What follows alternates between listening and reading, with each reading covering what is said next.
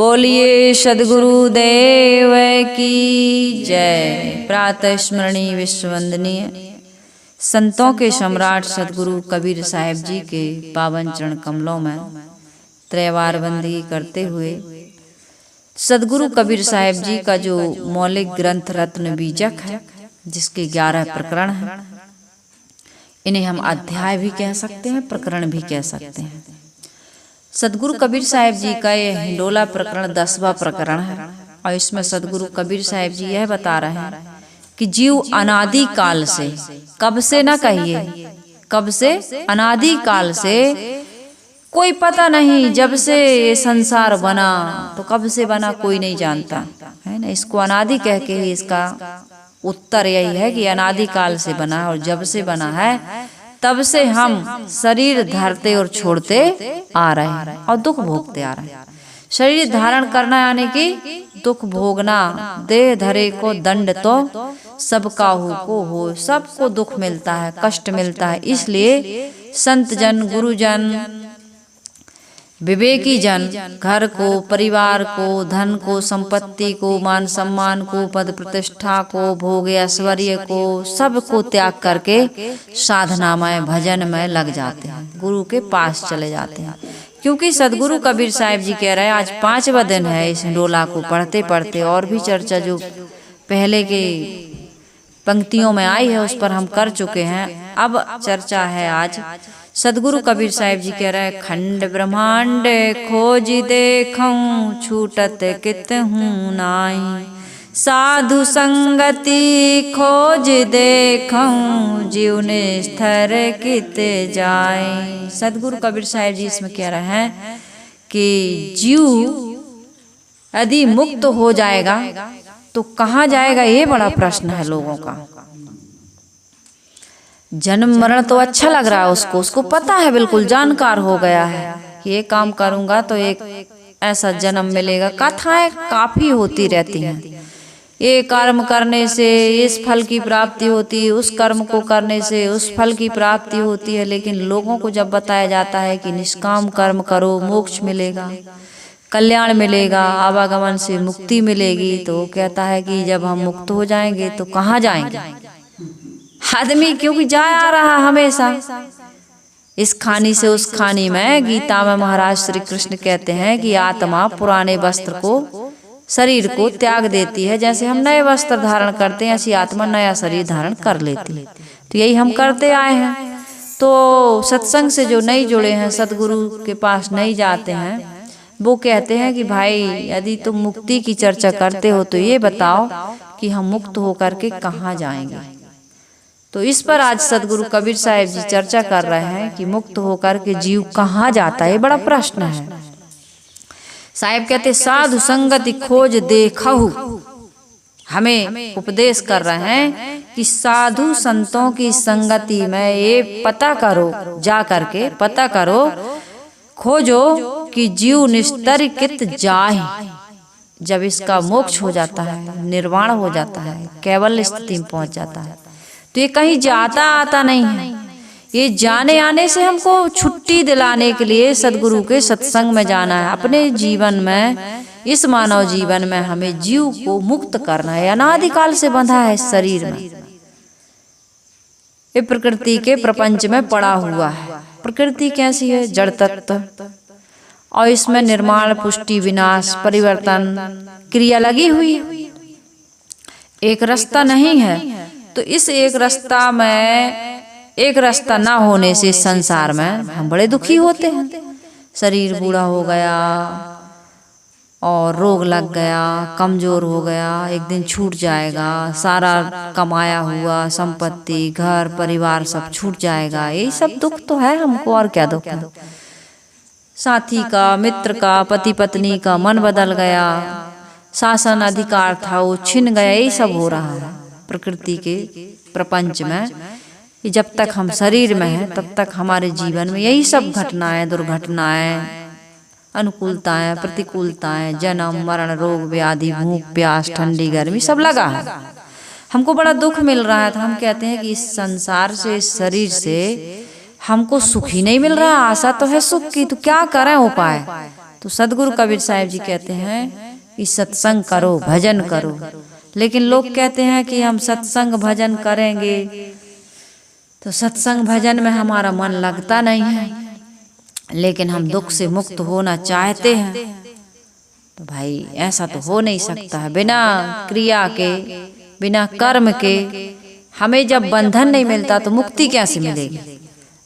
उसके लिए भी हमें मुक्ति के लिए भी हमको कर्म करना होगा। कौन सा कर्म? एक कर्म होता है बीज को खेत में बोना, नींदना, गोड़ना, जोतना। उसके बाद में हमको एक बीज के कई बीज मिल जाते हैं, है ना। और एक कर्म ये होता है बीज को भूंज देना। बीज अपन को जो दिखाई देता है ना, उसके अंदर में बीज है, बीज के अंदर में बीज है। जैसे चना का दाना है, राहर का दाना है, तो वो बीज नहीं है, ऊपर का कवर है। दो छिलके जो होते हैं उसके बीच में एक चिपका होता है, बिल्कुल छोटा सा ऐसे नाजुक सा, जीरे से भी छोटा, तो वही होता है बीज। तो उसको भूंजना है छोटे से को। तो आपका बीज भूंज जाएगा ना, तब भी वो बीज रहेगा। कौन सा बीज? ऊपर वाला। लेकिन अंदर वाले में वो शक्ति नहीं है कि वो उग जाए। इसी प्रकार से हमारे इस शरीर में दो शरीर हैं। ऐसे शरीर मत समझ जाइएगा। ये स्थूल जो शरीर है ना, इसके अंदर एक सूक्ष्म शरीर है।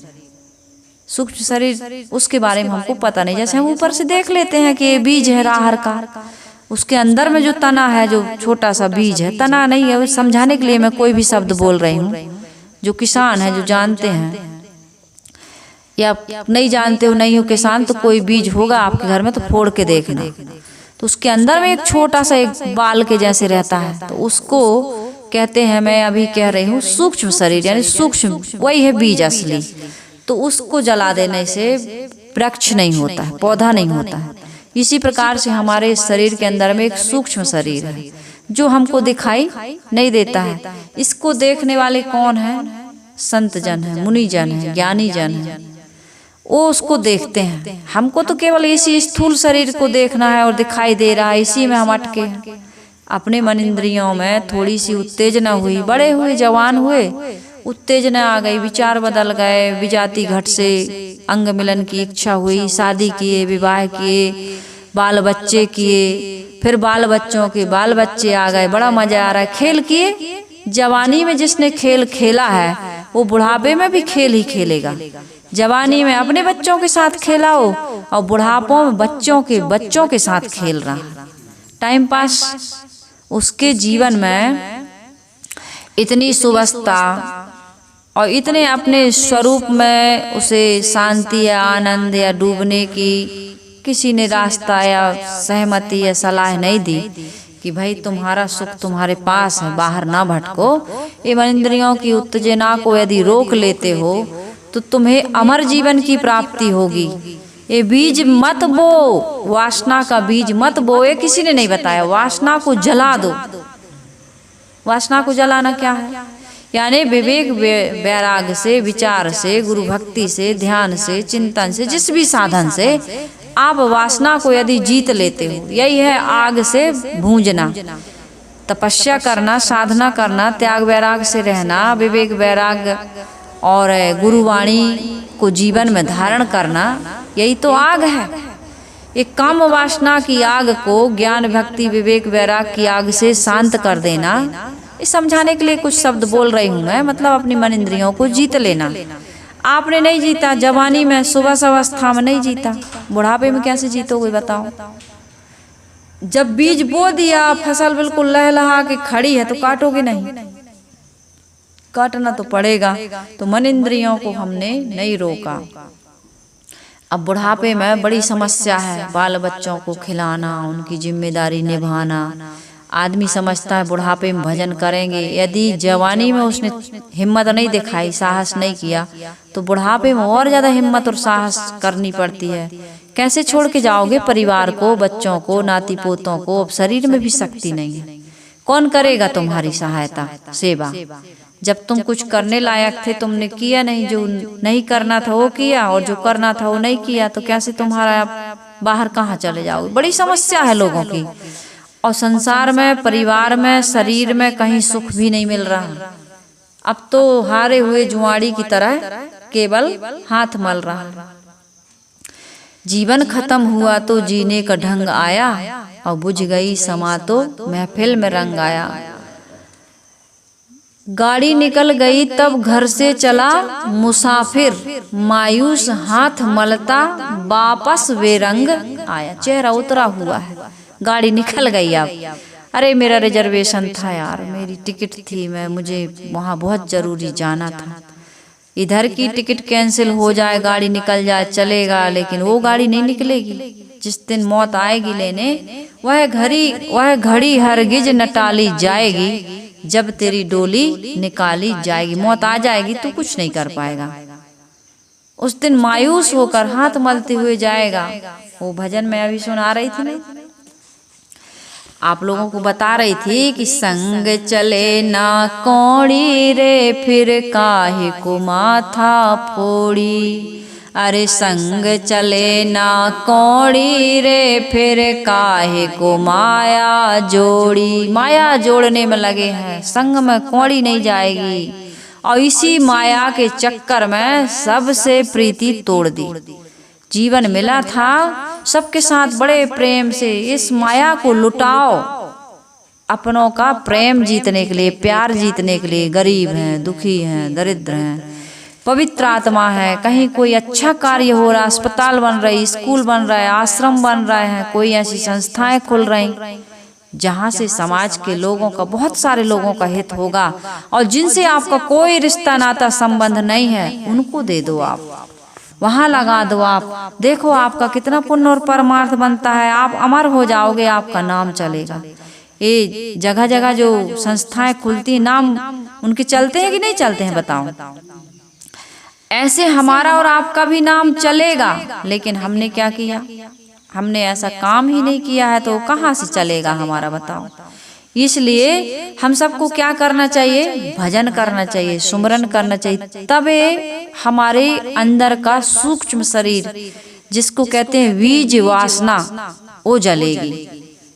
अब सुमरन का मतलब भजन ही गा लेना नहीं है। सुमिरन, सु यानी सुंदर, मरण स्मरण, अपना सबसे सुंदर क्या है, किसका स्मरण करना चाहिए? मैं ही हूँ, मेरी आत्मा। आत्मा क्या है? अजर है, अमर है, नित्य है, सनातन है, शाश्वत है। वो कभी मरती और जन्मती, जन्म मरण उसका नहीं होता है। इस प्रकृति का कोई भी प्रभाव उस पर नहीं पड़ता है। आत्मा कैसी है? अमर है, अजर है, अखंड है, एक रस है, उसमें कभी भी किसी प्रकार का परिवर्तन नहीं होता। इसलिए ऐसा भाव जगाओ कि शरीर छूट जाएगा, संबंध टूट जाएंगे, संपत्ति छूट जाएगी, सब छूट जाएगा, लेकिन मेरा कभी भी कोई किसी प्रकार से हानि नहीं होगी, मेरा कोई नुकसान नहीं होगा, मैं कभी दुखी सुखी नहीं होंगी। ऐसा विचार मन में ले। ये क्या है? इसका अभ्यास बनाओ। अब इसकी कभी याद ही नहीं आती तो अभ्यास कैसे बनाएंगे? आत्मा की अमरता के बारे में कभी विचार आता ही नहीं। साहिब कहते सोई कहनता सोई होहुगे, ते निकरी न बाहर आओ। माया जाल से बाहर निकल करके आओ। तुम जो कह रहे हो ना, नहीं तो वैसे ही हो जाओ। मेरा धन, मेरा शरीर कहाँ है तेरा? मेरा मेरा कहते कहते तुमने जड़ता, ये दृढ़ता आपके अंदर में पैदा कर ली है कि मैं शरीर ही हूँ। मेरा परिवार कहाँ है तुम्हारा? बताओ, कुछ है हमारा आपका? यदि होता तो हमारे हाथ से छूटता क्यों जा रहा? हमारा अधिकार उस पर से घटता क्यों जा रहा? हम जिसको अपना अपना कहते थे, उसको दूसरे लोग अपना कहने लगे जीते जी। जैसे ही बेटा हुआ, लोग कहते हैं देखो घर का मालिक आ गया। जैसे ही बहू आई, कहते देखो घर की मालकिन आ गई। जीते जी कहने लगे तुम नहीं हो अब मालकिन, तुम्हारा होता तो क्यों कहते हैं ऐसा? और कह बस नहीं रहे, हकीकत भी है। जिस घर परिवार को तुम कहती थी या कहते थे मेरा है, मेरा है, मेरा है, दूसरा कहने लगा ना मेरा है। जीते जी कहाँ है तेरा? बता। साहिब ने कहा, हमारे गुरुदेव जी ने कहा, मेरा है ऐसा मूढ़ जन्म भर करता, और एक दिन मिट्टी के नीचे वह पड़ा पड़ा है सड़ता। इसलिए मैं मेरी माया के पिंजड़े से उड़कर निर्मोही भाग चला जा उस प्रदेश में जो असंग आद्रोही। साहिब ने कहा, फिर साहिब ने ऐसा कहा तो लोगों के मन में ये हो सकता है कहाँ जाऊं, जीव तुम्हारा तू केवल है और सभी धोखे हैं, और सबसे मुड़कर निज स्वरूप में आ जाए चोखे, अपने में आओ, अपने आप को जानो। तो दो शरीर होते हैं, एक स्थूल शरीर, इसका तो बिल्कुल मोह त्याग देना चाहिए, इसकी आवश्यकताओं के लिए परिश्रम करना चाहिए, क्योंकि जब तक शरीर है तब तक इसकी सुरक्षा करनी पड़ेगी। लेकिन सूक्ष्म शरीर को जानिए, समझिए, यही जन्म देने में, जन्म धारण, देह धारण कराने में कारण बनता है। हमारे अंदर एक सूक्ष्म शरीर है, वासना का सामुच्चय, यहाँ पर संग्रह हो रहा अंतःकरण में। अभी यहाँ बैठे हैं, जो जो हमने देखा सुना भोगा है, सूंघा चखा है, यहाँ बैठो आंख बंद करके और उसको याद करो। पूरा आपका वहाँ शरीर खा रहा, पी रहा। आप किसी शादी में गए हैं, आपने डांस किया है नागिन, अब यहाँ बैठ के आप याद करो तो आप नागिन डांस नाच रहे हो, वहाँ डांस कर रहे हो, वही कहलाता है सूक्ष्म शरीर। तो यहाँ पर जो बैठ करके आप सत्संग करें, इसका भी एक संस्कार बनेगा, लेकिन आपको सभी संस्कारों को खत्म करना है। आपको केवल कहाँ पहुँचना है, अपनी आत्मा में। कैसे पहुँचेंगे हम और आप? संकल्प विकल्प जब शांत हो जाते हैं तो अपने आप में हम शेष रह जाते हैं, जिसको कहते हैं कैवल्य स्थिति। तो मन से पार जाना है हमको, मन से पार। जब तक मन के व्यापार में हम रहेंगे तब तक हमारा उद्धार नहीं हो सकता। सरल काम है मन के व्यापार को छोड़ना। आसक्ति पूर्वक जब हम जीना बंद कर देते हैं, कहीं ममता नहीं, मोह नहीं, लगाव नहीं, तो विचार ही नहीं उठते फिर। तो धीरे धीरे धीरे धीरे हमको करना है। इसलिए हमको क्या करते रहना चाहिए? सुमिरन भजन करते रहना चाहिए। एक भजन है बहुत सुंदर, सुमिरन क्यों ना करे रे मेरे मन, सुमिरन क्यों ना करे, सुमिरन क्यों ना करे रे मेरे मन, सुमिरन। साधु संत तुझको समझावे, साधु संत तुझको आगम को पंथ तुझे बतलावे, आगम को पंथ तुझे बतलावे। तू कोई पे विश्वास न करे रे मेरे मन, सुमिरन रे सुमिरन क्यों न करे रे मेरे मन, सुमिरन क्यों न करे। सुमिरन यानी अपना सुंदर स्वरूप का स्मरण क्यों नहीं करता तू? बेटी का, बेटा का, पति का, पत्नी का, धन का, नाते रिश्ते संबंध का सुमिरन कर रहा, उसी की याद करता है, उसी की चर्चा करता है, उसी में हमेशा डूब करके रस ले रहा है। देख देख तू क्यों इतराए, देख देख तू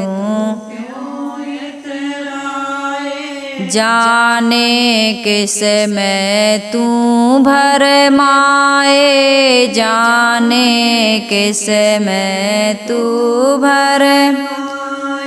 तू माया को साथ करे रे मेरे मन, सुमिरन क्यों न करे, सुमिरन क्यों न करे रे मेरे मन रे। मेरा मेरा करके गंवाए, मेरा मेरा करके गंवा, समय गंवा रहा है। अपने पास कितना मूल्य समय, अपने आप को खो रहा है तू। मेरा मेरा करके गंवाए, मेरा मेरा हे साथ न तेरे कुछ भी जाए, साथ न तेरे कुछ भी जाए। इस जग के लोग तेरा दिन याद करे, जब तक गंगा जली नहीं हो जाती तभी तक तेरा दिन याद करे रे मेरे मन सुमिरन क्यों न करे, सुमिरन क्यों न करे रे मेरे मन सुमिरन।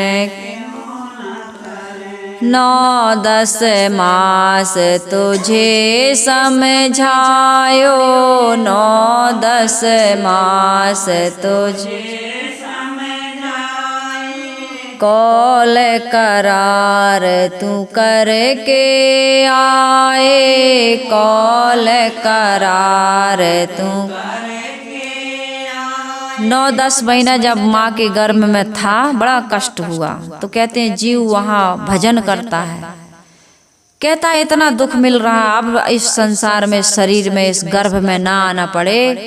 तो भगवान कहता जाओ मुक्त कर देंगे तुमको, लेकिन वहाँ जाके भजन करना। तो कहता भगवान बिल्कुल आप ही का भजन करेंगे, दूसरा काम कुछ करेंगे ही नहीं। लेकिन जैसे ही कहते हैं भूमि गिरा जिमि डावर पानी, तिम जी वही माया लिपटानी। समुद्र की जो भाप बन करके पानी जाता है आकाश में, बड़ा साफ और स्वच्छ होता है, लेकिन वहां से आता है ना तो जैसे ही जमीन में गिरता है मिट्टी में वो मटमैला हो जाता है, गंदा हो जाता है।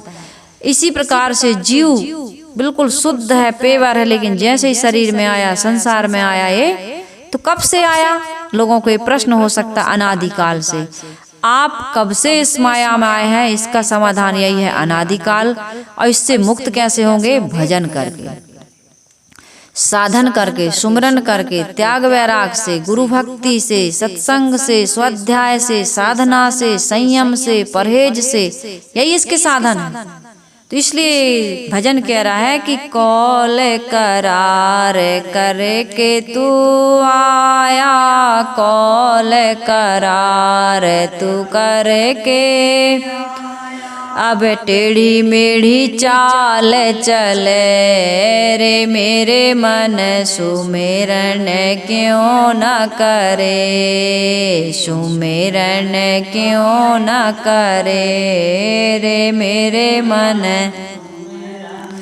अब टेढ़ी मेढ़ी चाल चल रहा है, अपनी देवरानी जेठानी से हिस्सा बटाना है और थोड़ा ज्यादा बटाना है, बेईमानी, भाई की मेड़ काटना है, या बिजनेस व्यापार में उससे आगे बढ़ना है, या सास ससुर की या माता पिता की सेवा नहीं करना है, उनको 2 बातें, 2 रोटी नहीं देना है, 2 जली कटी सुनाना है, उनका जितना है सब छीन लेना है, और जितना देना चाहिए सेवा, सहयोग, प्यार, सम्मान, अपनापन, विश्वास की तुम चिंता मत करो, हम हैं, बुढ़ापे की चिंता न करना। पता नहीं कौन बहू बेटा कहते होंगे कि दाई मम्मी बाई चिंता मत करना, हम हैं आई, तुम्हें चिंता करने की जरूरत नहीं है। ऐसा नहीं कहता, ये टेढ़ी मेढ़ी चाल चल रहा है, उल्टे सुल्टे काम कर रहा है, कहीं बीड़ी पीने लगा, कहीं सिगरेट पीने लगा, कहीं शराब पीने लगा, कहीं मुर्गी मछली काट काट के खाने लगा, बनाने लगा। कितना उल्टा सीधा, कितना व्यभिचार, अत्याचार, मिलावटबाजी, घूसखोरी, काम चोरी, दुनिया के कितने आतंकवादी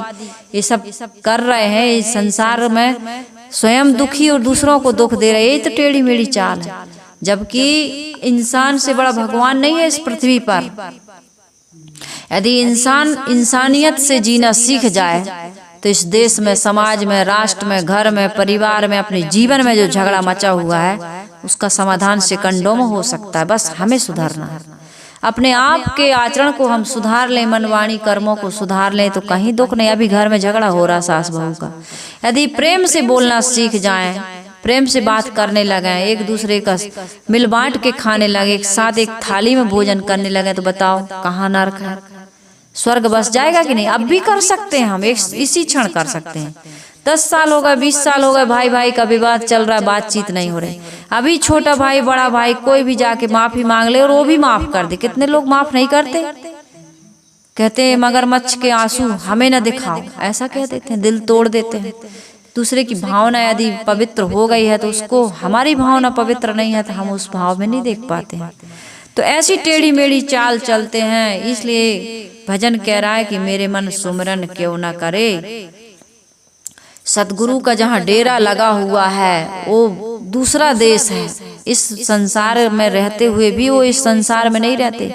वहां जा करके जहां अमृत झरना झर रहा, वहां जा करके तू अमृत क्यों नहीं पी रहा? अमृत पियो। अमृत, अमृत क्या है? गुरु का ज्ञान अमृत है। अपनी आत्मा का बोध, उसकी याद, उसकी स्थिति, यही अमृत है। तो सदगुरु कबीर साहिब जी कह रहे हैं कि भाई जहाँ शब्द का डंका बज रहा है, जहाँ पर ज्ञान का झरना झर रहा है, वहां जाओ। वहां नित्य ज्ञान के मोती बिखर रहे हैं, उनको समेटो। यदि आप उनको समेट ले रहे हो तो तुम्हारा ये मानव जीवन पाना सफल और सार्थक हो जाएगा। ये जीवन कैसा है? महंगी चादर दाग लगायो, महंगी चादर हयो, संत सरोवर कभी न नहायो, संत सरोवर कभी न नहायो।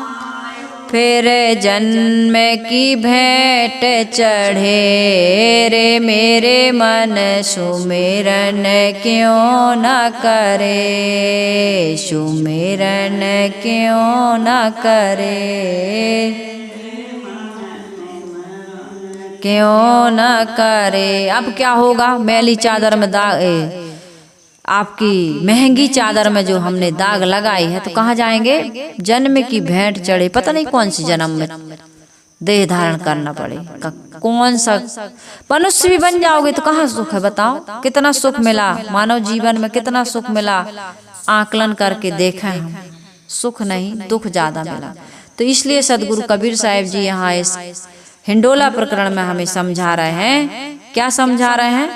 कि साधु संगति खोज देखूं, जीव निस्तरिकित जाए। मुक्ति के लिए हमको क्या करना पड़ेगा? पहले तो साधु के, संतों के पास जाना पड़ेगा, और पास में जा करके फिर उनकी भक्ति है तभी तो जाएंगे। फिर भक्ति करनी होगी, सेवा करनी होगी। स्थूल रूप से भी उनकी सेवा करिए, उनके नहाने के लिए उनके कपड़े हैं वो धोइए, उनके लिए भोजन बनाइए, बर्तन साफ करिए, आश्रम की झाड़ू लगाइए, पोछा करिए, जो भी सेवा है। इसी से चित्त शुद्ध होता है, इसी से शरीर की सार्थकता है। धन से करिए, तन से करिए, मन से करिए। यदि इस प्रकार की भक्ति नहीं है तो हृदय शुद्ध, अंतःकरण शुद्ध हो ही नहीं सकता है। घर परिवार के लिए, पत्नी बच्चों के लिए तो सब कर ही रहे हो स्वार्थ से, लेकिन गुरु के पास कौन सा स्वार्थ है? कि ज्ञान मिल जाए। तो वहाँ ये ज्ञान मिल जाएगा कि संसार में अब हमको इस शरीर में नहीं आना है और रहना है जब तक। जैसे बीज रहता ना, भूंज दिए लेकिन बीज है, बीज नष्ट नहीं हुआ, भूंज देने पर नष्ट हो जाता क्या? जलाने को नहीं कह रहा है, भूंजने को कह रहा है, नष्ट नहीं होता। इसी प्रकार से प्रारब्ध यात्रा चलेगी, लेकिन इसके अंदर का बीज जल गया, वासना। तो ये शरीर के नष्ट होते ही, जैसे पहले गैस आता था ना, गैस जलते थे पहले के समय में गैस, तो उसमें एक मेंथल लगा रहता था, देखें आप लोग, तो जल जाता था, फिर भी उसमें जब तक लगा है वो प्रकाश देता है। छू दो उसको तो टूट के गिर जाता था, लेकिन उसको जब तक धीरे से गैस को रखते थे कहीं टपक न जाए, गिर न जाए, गिरा तो खत्म, जलना बंद। इसी प्रकार से मैंने बड़े बचपन में सुना था ये उदाहरण कि मुक्त आत्मा जब तक इस शरीर में है, शरीर से मुक्त तो हो गई है वो, यानी कि वासना से मुक्त हो गई, लेकिन शरीर में है तो ये कैसे चलता है? तो कहे मेंथल की तरह देखिए आप, वो झड़ गया, ऐसे शरीर गिर गया तो अपने आप में लाइट खत्म। इसी प्रकार से ये शरीर के नष्ट होते ही जीव का आवागमन से मुक्त हो जाना निश्चित है, पक्का है। इसलिए सदगुरु कबीर साहिब जी कह रहे हैं कि शरीर को आप साधन बनाइए। किसका साधन? भोग का नहीं, मोक्ष का साधन बनाइए, क्योंकि ये मोक्ष का साधन है ही। साधन धाम मोक्ष कर द्वारा, इस साधना का धाम और मोक्ष का दरवाजा है। गोस्वामी जी धिक्कारते हैं कि पाए न जही परलोक संवारा, तुम लोकई को बनाने में लगे हो, और जबकि लोक बिल्कुल एकदम छूटने वाला है, और परलोक हमारा क्या है? कोई ऊपर आकाश में परलोक नहीं है, हमारे अपने स्वरूप में ही हमारा लोक है, अपने ही स्वरूप में हमारी स्थिति है। इसलिए साहिब कह रहे हैं कि एक लोक ऐसा है, कैसा है, जहाँ शशि सूर रैन शारदी तत्त परलय नाही, काल अकाल परलय नहीं, तहाँ संत बिरले जाएं। यह जीव संसार के भ्रम हिंडोले से उतर करके एवं मन से मुक्त होकर के जहाँ जाता है, ना वहाँ चंद्रमा है, ना वहाँ सूरज है, ना वहाँ रात दिन है, ना शरद आदि ऋतुएं हैं, 6 ऋतुएं कुछ भी नहीं है। वहाँ जड़ तत्व की कोई गंध भी नहीं है। इसलिए वहाँ उत्पत्ति प्रलय रूप विकार की कोई गुंजाइश नहीं है, जन्म मरण की कोई गुंजाइश। ठीक से सुनो, कैसी नींद आ रही। सत्संग में फूलों की सेज पर नींद आने लगती है। अब अभी कहीं नाती पोता आ जाए हनुमान जी और राम जी, तब फिर नींद पूरी भाग जाएगी। तो मैं ये कह रही थी कि वहाँ समय की, अभी प्रपंच की वार्ता होने लगे, बड़ा रस आएगा। अरे उसकी बहू, उसका बेटा भाग गए, अच्छा ऐसी लड़ाई हुई थी, अच्छा फिर क्या हुआ, और सुनाओ और सुनाओ। बड़ा फिर तो नींद वींद कहाँ गायब, पता ही नहीं चल देता है। भाई यहाँ सत्संग में आपके कांटे निकाल रहे हैं तो थोड़े पूरे निकलवा लो, नींद मत लो, है ना। ऐसे दिव्य धाम में कोई बिरला जाता है जहाँ कोई अनुकूलता प्रतिकूलता, कोई नाती पोता आपका रोने गाने वाला नहीं। सूजी लगी तो बुखार है, अब इसको खिलाओ, नहीं खिलाओगे तो तुम्हें खाना नहीं मिलेगा, ये समस्या वहाँ नहीं है। बढ़िया शांति से बढ़िया जीवन जन्म जन्मांतरों के लिए आराम करना। फिर वहाँ जागने की नींद बड़ी प्यारी लगती है ना। लेकिन ये यहाँ की ऐसी नींद है, कभी कोई उठाने नहीं आएगा। तो पूरा सुन लो, वहां तक पहुंचने की प्रक्रिया जो बताई जा रही है। व्यक्ति का अपना स्वरूप, अपनी आत्मा, अपना आपा, इसी को कहते हैं पारख पद। इसी को कोई अपनी भाषा में ब्रह्म कह सकता है, परमात्मा कह सकता है, निर्वाण कह सकता है, मोक्ष कह सकता है, कुछ भी कहे। देह में रहते रहते जब साधक सारे संकल्पों को छोड़ देता है, तब उसे क्या मिलता है, अपने स्वरूप में स्थिति। देखो मन कहीं नहीं भाग रहा तो नींद आ रही ना। इसी प्रकार से जब हमारा मन कहीं नहीं भागेगा तो अपने स्वरूप में शांत हो जाएगा। कहीं जाना आना किसी से हमको मिलना नहीं है, ना ब्रह्म से, न परमात्मा से, न ईश्वरों के ईश्वर से, किसी से नहीं मिलना है। अपने आप से मिलकर देखिए एक बार, कैसा आनंद आता है। पूर्ण परमानंद तो हमारे अंदर में ही है। समुद्र के तट पर व्यक्ति खड़ा है, समुद्र की तरफ देख रहा है तो जल ही जल, और पीठ दे ले तो थल ही थल दिखाई देता। कभी समुद्र गए हो? समुद्र नहीं देखा, कभी जाना समुद्र, है ना। समुद्र की यात्रा करके आना। रामेश्वरम, रामेश्वर में भी है, हमने तो वहां देखा था। सोमनाथ में, द्वारिका गए थे तब वहां पर हमने देखा था कि समुद्र की तरफ देखो तो पूरा संसार जलमय, उधर कोई संसार है ही नहीं, केवल जल, पूरे आकाश झुक गया है समुद्र में। लेकिन उधर पीठ दे लो तो जल नहीं दिखता, फिर पूरा संसार दिखता, पेड़ पहाड़ सब दुनिया। तो इसी प्रकार से हमारा मन जब तक संसार की तरफ लौटा हुआ है तो आवागमन के चक्र में हम पड़े रहेंगे। और यदि संसार से लौट करके अपनी तरफ आ गया तो फिर ये संसार छूट जाता है। बस इतना ही करना है, मन को समेट करके अपने आप में लौटाना है, अपने आप में लीन होना है। जब मन हमारा अपने स्वरूप चेतन में लीन हो जाता है तो वहाँ प्रकृति की कोई गंध नहीं रहती है। मन ही से हम संसार में प्रवेश करते हैं और मन ही से हम मुक्त हो जाएं, यानी विचार संकल्प हमारे समाप्त हो जाएं तो हम संसार से भी मुक्त हो जाते हैं। कबीर साहब ने कहा ना, इच्छा करी भाव सागर, इच्छा करी भाव सागर जाम बोहित राम आधार। इच्छा करके भाव सागर में डूबते हैं हम, इच्छा ही भाव सागर है, दोनों बातें हैं। और इस इच्छा को, इस मन के संकल्प विकल्प को, विकार को त्याग दें। हम त्याग सकते हैं, इसी के लिए मानव जीवन में आए हैं और इसी के लिए सत्संग की, गुरु की आवश्यकता पड़ती है। यदि ये काम हमने कर लिया तो हम केवल स्थिति को प्राप्त हो जाएंगे। तत्वतः जो अद्वैत है वहाँ दो नहीं है, एक ही हुए, हम अकेले शेष रह जाएंगे, जिसको कहते हैं कैवल्य स्थिति, अकेला। समस्त जड़ चेतन मिलाकर अद्वैत की कल्पना करना तो भ्रम है कि ये संसार में ही हूँ, ऐसा अद्वैत तो नहीं। अकेले हो जाना ही अद्वैत है। तात्पर्य यह है कि मन तथा मन की रागात्मक वृत्तियां ही भ्रम हिंडोला है। इससे उतरने पर जीव केवल अपनी शुद्ध चेतना में स्थित हो जाता है। वहाँ चांद सूरज आदि प्रकृति का कोई प्रभाव नहीं, कोई प्रकोप नहीं, वहाँ तुम बूढ़ी नहीं होगी, न बूढ़ा होगे, न कोई रोग व्याधि लगेगी, न कोई भूख प्यास लगेगी। ऐसे ही लोक में जाना चाहते हो ना, कि जहाँ कुछ नहीं लगे, केवल आनंद ही आनंद हो, तो ऐसे ही लोक है हमारा आत्मलोक। इस दशा में कोई संत बिरले बिरले ठहर पाते हैं, इसलिए हमें ठहरना है तो सबका मोह त्यागो। जिस व्यक्ति ने जितना मोह त्याग दिया उतना वो सुखी हो गया, और जिस व्यक्ति ने पूरा मोह त्याग दिया वो पूरा सुखी हो गया। तो मोह को त्यागो। बड़ा कठिन लगता है ना। सत्संग को सुनते रहोगे, स्वाध्याय साधना सेवा में लगे रहोगे, अपने मन के विकारों को जीतने में लगे रहोगे, तो एक कठिन काम सरल हो जाएगा। करत करत अभ्यास से जड़मति होए सुजान, रसरी आवत जात ते सिल पर पड़त निशान। पत्थर पर भी एक मुलायम सी रस्सी का निशान पड़ जाता है। इसी प्रकार से एक कठिन कार्य भी हमारे लिए सरल हो जाएगा। हम सबके लिए सरल हो और सभी लोग हम आत्मलोक में पहुंचें और दुखों से मुक्त होकर अमर आनंद की प्राप्ति हो। इन्हीं शुभकामनाओं के साथ मैं अपनी वाणी को यहीं विराम दे रही हूँ।